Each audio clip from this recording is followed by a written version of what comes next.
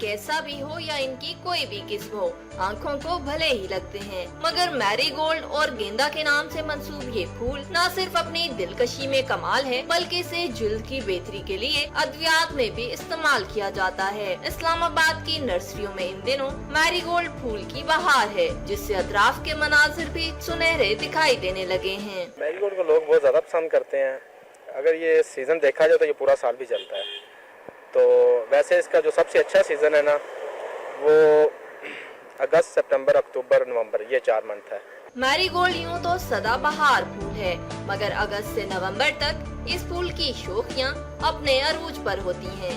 ज़ाहिरी दिलकशी और अद्वियात में इस्तेमाल के अलावा मैरीगोल्ड को खुशी के मौके और त्योहारों पे भी बतौर सजावट इस्तेमाल किया जाता है। शहरी इस फूल को अपने आंगन में सजाने की खातिर खरीदारी के लिए नर्सरीज का रुख कर रहे हैं।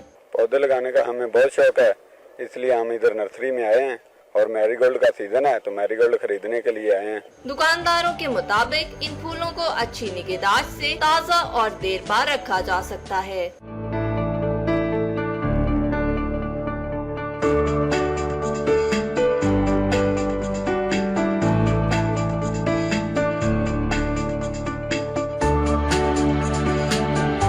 कुदरत की जलवागरी बयान करते मैरीगोल्ड के फूल जहां मनाजिर को और भी हसीन बना